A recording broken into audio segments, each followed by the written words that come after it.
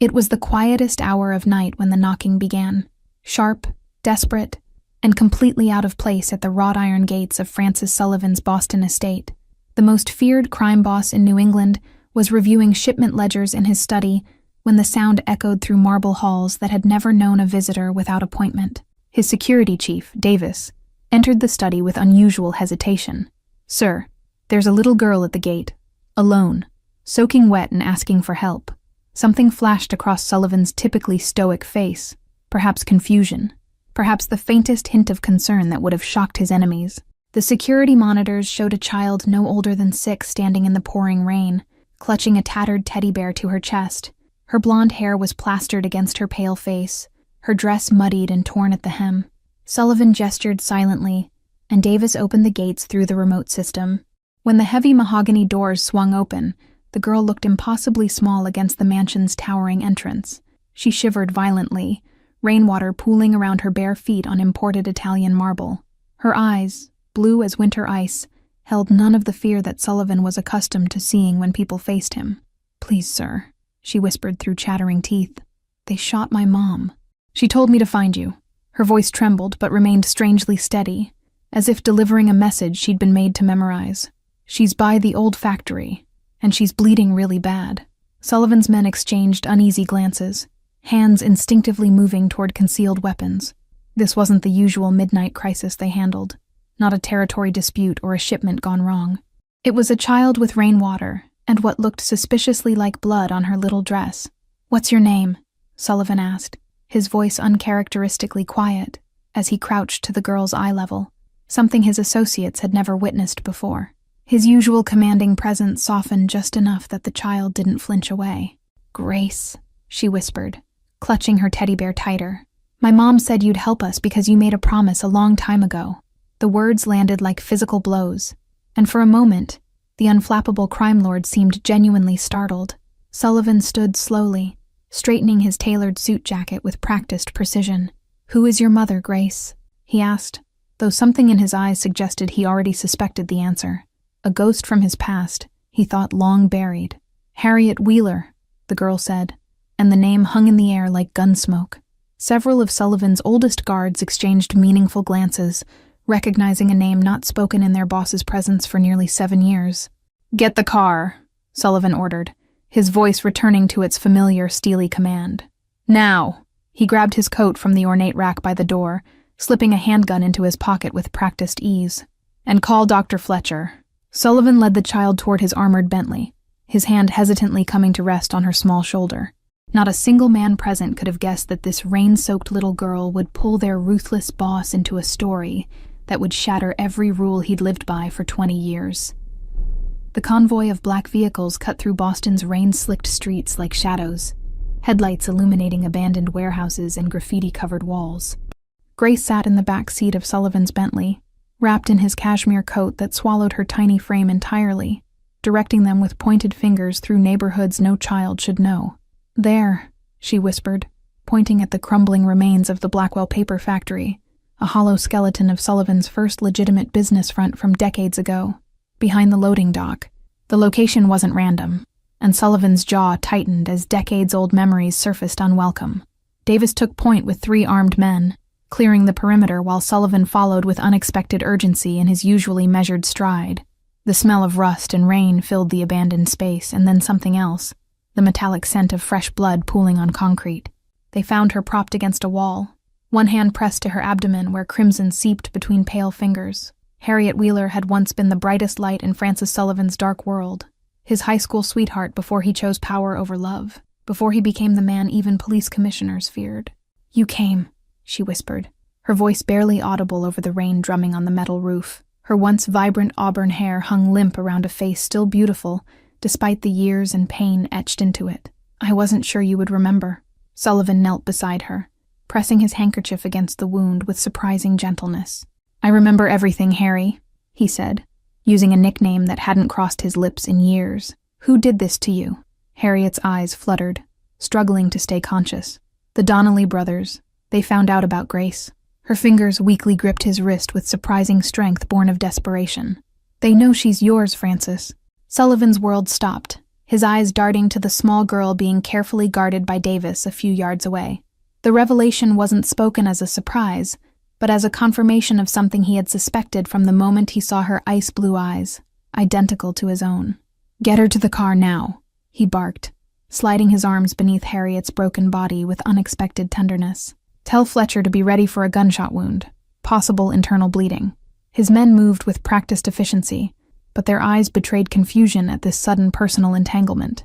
In the car, Harriet drifted between consciousness and darkness, her head cradled in Sullivan's lap, while Grace watched with frightened eyes. "I never told you," Harriet murmured, blood staining her lips. "I was going to, but then the Castellini case happened and you became the monster everyone fears," Sullivan finished for her, his voice hollow as he pressed harder against her wound. "Why come back now after all these years?" The question carried the weight of 7 years of emptiness, of wondering where she had disappeared to after the trial that cemented his underworld status. Harriet's eyes found Grace, then returned to Sullivan's face with painful clarity. "Because they were going to use her to control you. The Donnellys know about the federal investigation." Her words came faster now, urgent. "They know you've been feeding information to Agent Phillips." Sullivan's expression hardened to granite. Only 3 people in the world knew about his confidential arrangement with the FBI, his attempt to extricate himself from the life that had consumed him. Now Harriet made 4, and the revelation that the Donnellys also knew meant only one thing: there was a traitor in his inner circle. Sullivan's private medical facility occupied the entire east wing of his secluded estate, equipped with technology that rivaled Boston's best hospitals. Dr. Fletcher, a gifted surgeon whose gambling debts had once placed him in Sullivan's debt, worked frantically to extract the bullet lodged dangerously close to Harriet's spine. Grace sat in the adjoining room, wrapped in fresh clothes that Sullivan's people had acquired with remarkable speed. She hadn't spoken since they arrived, her small hands meticulously arranging and rearranging a set of colored pencils a housekeeper had given her, while Sullivan's men secured the perimeter. 6 hours of surgery, Fletcher announced as he emerged, removing blood-stained gloves. "She lost a lot of blood, but she'll pull through. The bullet missed her vital organs by millimeters. Someone was watching over her." Sullivan dismissed the doctor with a nod, before turning to Davis. "I want everything on the Donnelly brothers. Their operations, their hideouts, their families." His voice was measured but carried an edge his men recognized as dangerous. "And I want to know how they learned about Phillips." When Sullivan finally approached Grace, the stone-cold crime boss seemed uncertain for the first time in decades. He lowered himself into a chair beside her, noticing how she'd drawn a house with 3 stick figures, a family that might have been in another life, another world. "Your mother is going to be okay," he said softly, the gentleness in his voice surprising even himself. Grace looked up at him with those ice-blue eyes, his eyes, and nodded as if she'd never doubted it. "Are you really my dad?" she asked with the direct simplicity only children possess. The question hung in the air between them, too heavy and too light all at once. Sullivan found himself unable to lie to this small person who carried his blood. "Yes," he answered, the single word changing everything. "I didn't know about you until tonight. Your mother, she kept you safe from my world." He paused, choosing his words carefully. "It's not a good world for children." Grace considered this with surprising gravity for a 6-year-old. "Mom said you help people sometimes, that you protect them when no one else will." Her words reflected an image of him Sullivan barely recognized, a version of himself he'd abandoned long ago. Sullivan's security chief appeared in the doorway, interrupting the moment. "Sir, we have movement at the north gate. 3 vehicles, heavily armed." The brief connection between father and daughter fractured as Sullivan's demeanor instantly transformed back to the crime lord everyone feared. "Get them to the panic room," Sullivan ordered, standing to his full height as he drew his gun. "No one touches my family." The possessive declaration surprised even himself, but as bullets began to shatter the estate's windows, Sullivan knew he'd finally found something worth protecting more than his empire. The assault lasted 17 minutes, a lifetime in combat, but barely a blip in Boston's criminal history. 4 of Donnelly's men lay dead on Sullivan's manicured lawn, while the others retreated, leaving behind a clear message. This was just the beginning. Sullivan paced the security room like a caged predator, reviewing camera footage with clinical precision. How did they know about the medical wing? About the doctor? His voice was deadly quiet as he addressed his inner circle, the 5 men who had been with him since the beginning. Davis replayed the thermal imaging from the estate's perimeter. They approached from the blind spot in Sector 4. the one that isn't on any blueprint. His implication was clear. Someone had given the Donnellys insider information. The betrayal had to come from someone close, someone who knew not only about Sullivan's informant status, but also the estate's security vulnerabilities.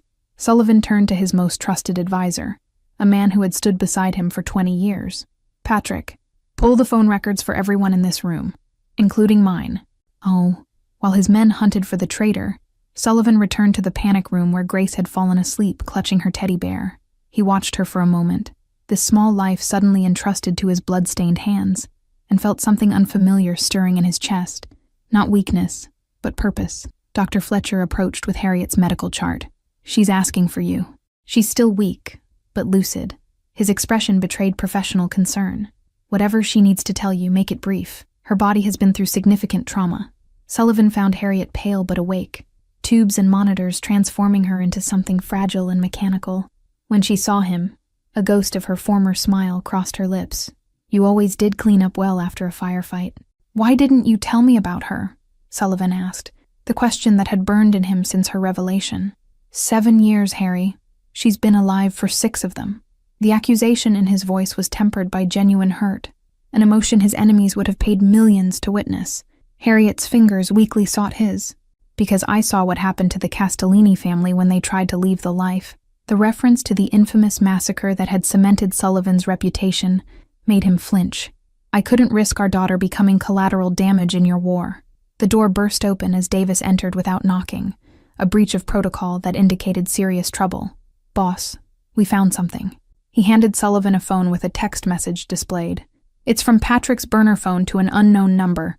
Medical wing, east side, light security during surgery. Sullivan's expression didn't change, but the temperature in the room seemed to drop 20 degrees. Where is he now? His voice was soft, almost conversational, which anyone who knew him recognized as his most dangerous state. Conference room with the others. He doesn't know we found this yet. Davis shifted uncomfortably. There's more. The payments go back 18 months, right around when you started talking to Phillips. Sullivan entered the conference room with the calm of a man discussing the weather rather than confronting treason. Patrick, his right-hand man for 2 decades, looked up with a practiced smile that faltered when he saw Sullivan's eyes, cold and empty as a winter sky. You've been with me since Baltimore, Sullivan said quietly, placing Patrick's phone on the polished mahogany table. The message glowed accusingly on the screen. You pulled me out of that warehouse when the Colombians left me for dead. Patrick's hand moved imperceptibly toward his jacket, but Davis was faster. The gun pressed against the back of Patrick's head made him freeze. It wasn't personal, Francis. The Donnellys offered protection when they learned about Phillips. Sullivan circled the table slowly. You sold out my family. The words were simple, but carried the weight of judgment. Not just my organization, my blood. His hand rested on Patrick's shoulder with deceptive gentleness. The girl changes nothing, Patrick spat, desperation making him reckless. You're still going down when the feds finish building their case. The Donnellys know everything. Your offshore accounts, the judges you've bought, even the evidence you've given Phillips. Outside, thunder rolled across Boston's skyline as rain lashed against bulletproof windows.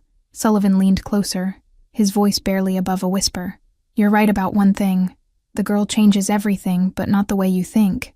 Instead of the execution everyone expected, Sullivan straightened and buttoned his suit jacket. Lock him in the warehouse. No one touches him until I decide what happens next. The restraint shocked everyone in the room. The old Sullivan would have ended the betrayal with a bullet. Davis escorted Patrick out, while Sullivan turned to his remaining men. The Donnellys will come in force next time. They think they've found my weakness. A dangerous smile touched his lips. They don't understand what they've actually done. Sullivan returned to the medical wing where Dr. Fletcher was checking Harriet's vitals. She needs to be moved somewhere safer, the doctor advised. Somewhere not connected to you or your business. Somewhere the Donnellys wouldn't think to look. The solution came from an unexpected source as Grace looked up from her drawing. What about Grandma Tess's lake house? Mom said no one knows about it because it's not in her real name. Sullivan exchanged a surprised look with Harriet, who nodded weakly from her bed. Within hours, Sullivan had orchestrated a complex evacuation. The medical equipment was disguised in furniture delivery trucks, while Harriet and Grace were transported in an ambulance bearing the logo of a hospice company Sullivan owned through shell corporations. The lake house stood on 20 secluded acres in western Massachusetts, its existence hidden through layers of false identities and paper companies. As Sullivan supervised Harriet's installation in the master bedroom, Grace tugged at his sleeve. "Are the bad men going to find us here?" Sullivan knelt to her level, meeting those mirror image blue eyes. "No one is going to hurt you or your mother again. I promise." The vow wasn't just words. It was a fundamental shift in priorities for a man who had spent decades caring only about power and control. That night, as security teams patrolled the perimeter and Dr. Fletcher monitored Harriet's recovery, Sullivan stood on the dock overlooking the still lake. His phone buzzed with a message from Agent Phillips. "Meeting compromised. Donnellys have federal connections. Trust no one." 3 weeks passed at the lake house, a strange limbo where Sullivan lived between two worlds. By day, he helped Grace build elaborate pillow forts and watched Harriet regain her strength. By night, he managed his criminal empire remotely, planning the intricate dismantling of the Donnelly organization. "The feds are moving on the Donnelly's shipment tonight," Agent Phillips informed him during a secure call. "But we've identified their source in the Bureau. Assistant Director Moran has been on their payroll for years." The revelation explained how Sullivan's confidential arrangement had been compromised. Sullivan gazed through the window at Grace skipping stones across the lake with Davis, who had improbably become her favorite bodyguard. "I'm out after this, Phillips. I've given you enough to take down half of Boston's underground." His decision had crystallized gradually, then all at once. The conversation with Harriet that night was long overdue.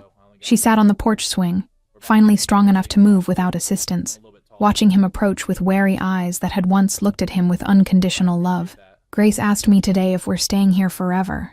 "What did you tell her?"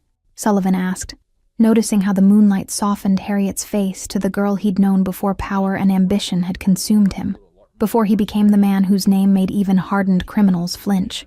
"I told her that depends on her father." Harriet's directness had always been what attracted him to her. "She's starting to love you, Francis. That terrifies me because I know what happens to people who love Francis Sullivan." Sullivan's hands tightened on the porch railing. "I'm dismantling everything. The clubs, the shipping operations, the real estate holdings. All of it's being converted to legitimate businesses or sold off." The admission cost him nothing, which surprised him most of all. Harriet studied him with disbelief. "You've spent 20 years building an empire that makes you untouchable. Why walk away now?" The question wasn't accusatory, but genuinely puzzled, as if she couldn't reconcile this man with the one she'd fled from years ago. Sullivan's gaze drifted to Grace, visible through the window in her makeshift bedroom, carefully arranging her small collection of stuffed animals. "Because I never knew what I was protecting myself for until now. Money and power don't mean anything if you're alone. The Donnellys won't just let you walk away," Harriet warned, always practical even in the face of impossible hope. "And your own people might turn on you if they see weakness." Sullivan finally sat beside her on the swing, the closest they'd been since her surgery. "I've been feeding Phillips information for 18 months. Tomorrow night, the FBI raids the Donnelly compound and every business they control. Their federal contact will be arrested simultaneously." Morning brought an unexpected moment as Sullivan prepared for his return to Boston. Grace appeared in the doorway of his temporary room, clutching her teddy bear. "Are you my dad for real now? Or just until the bad men go away?" Sullivan crouched to her eye level, struck by the perception of a child who had learned to read adults too early. "I'm your dad forever, Grace. No matter what." The promise felt different than any deal he'd ever made, unbreakable in a way his most solemn criminal oaths had never been. The Boston skyline glittered against the night sky as Sullivan's car glided through the financial district toward his headquarters. The building, a legitimate investment firm that had laundered millions over the decades, would soon be transformed into something his daughter could someday inherit without shame. "The Donnelly raid is in progress," Davis reported from the passenger seat, monitoring police channels, FBI tactical teams at all 17 locations simultaneously. The operation represented months of Sullivan's careful intelligence gathering, packaged and delivered to Agent Phillips with clinical precision. What neither anticipated was the warning that had reached youngest Donnelly brother, Connor, hours before the raid. As Sullivan's car pulled into the private garage beneath his headquarters, a maintenance worker caught his eye, someone unfamiliar in a building where Sullivan knew every employee. "Get down!" Sullivan shouted, shoving Davis sideways as the first shots tore through the car's bulletproof glass, specialized ammunition designed to penetrate protective barriers. The explosion that followed rocked the entire structure, sending flames and concrete debris cascading across luxury vehicles. Sullivan dragged the wounded Davis behind a concrete pillar, assessing the ambush with the cold calculation that had kept him alive for decades. 4 shooters, north entrance, 2 more covering the elevator access. His hand pressed against the bleeding wound in Davis's shoulder. "They knew you were coming," Davis gasped, fumbling for his weapon with his good arm. Someone talked. Someone who knew about tonight. The betrayal cut deeper than the first. Sullivan had reduced his inner circle to only those he believed absolutely loyal after Patrick's treachery. Using the parked cars as cover, Sullivan methodically eliminated the attackers one by one, moving with the precision of a man who had spent decades surviving assassination attempts. The final assailant revealed the truth as Sullivan cornered him behind a support column. "Connor Donnelly sends his regards. Said to tell you we have your lake house address."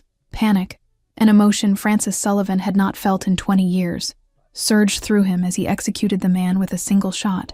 "Get me Phillips," he barked into his phone while applying pressure to Davis's wound. The raid was compromised. They know about Harriet and Grace. The helicopter ride to western Massachusetts seemed endless. Sullivan watching the tracking signals from the security team he'd left at the lake house go dark one by one.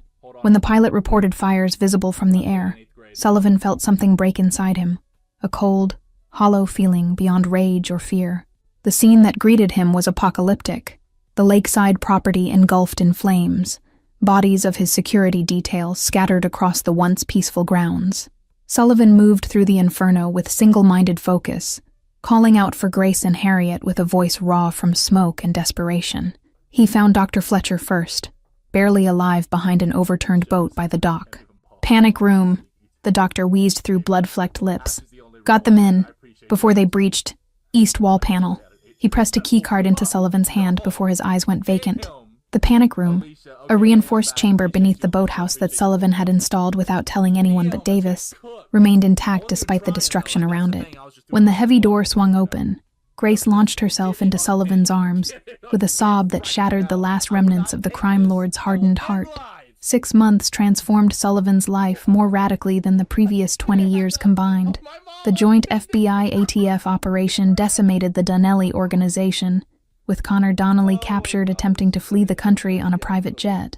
Sullivan's immunity deal, negotiated through Phillips, required his complete cooperation and retirement from all criminal enterprises. Harriet and Grace lived under federal protection during the trials, their testimony proving crucial in convicting not only the Donnelly brothers, but also the corrupt assistant director who had compromised FBI operations. Sullivan watched them from the courtroom gallery each day, his expression unreadable as his former world collapsed around him. The modest house in Vermont represented Sullivan's new beginning, purchased through a legitimate trust with funds that had been thoroughly vetted by federal authorities. The 3-bedroom craftsman-style home with its wide porch and maple trees bore no resemblance to his former marble-floored mansion. "Are you really going to be a normal dad now?" Grace asked one evening, as Sullivan helped her with math homework at the kitchen table. The domesticity of the scene would have been unimaginable months earlier, the feared crime boss wearing reading glasses and explaining fractions.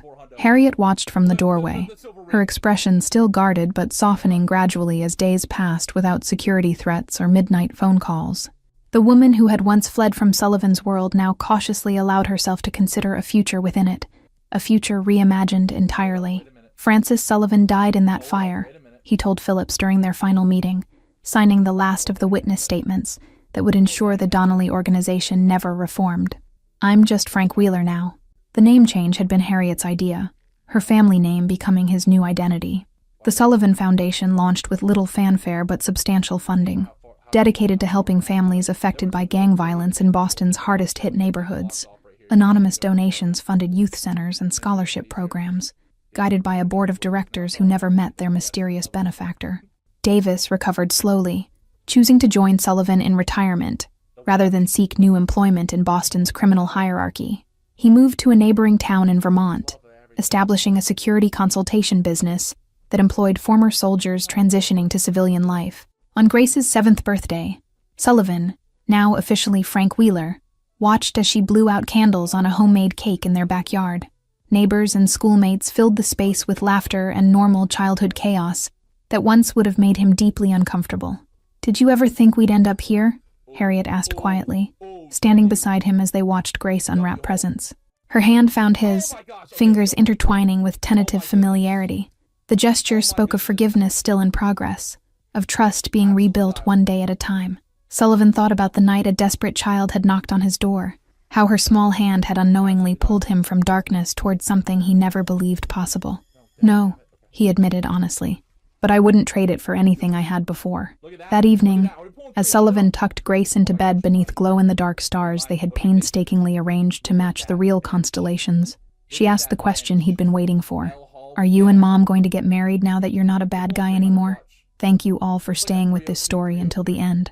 If you enjoyed it, please write in the comments where you're watching from. And don't forget to like, subscribe, and share this video, as your support is essential for me to continue bringing these stories to life.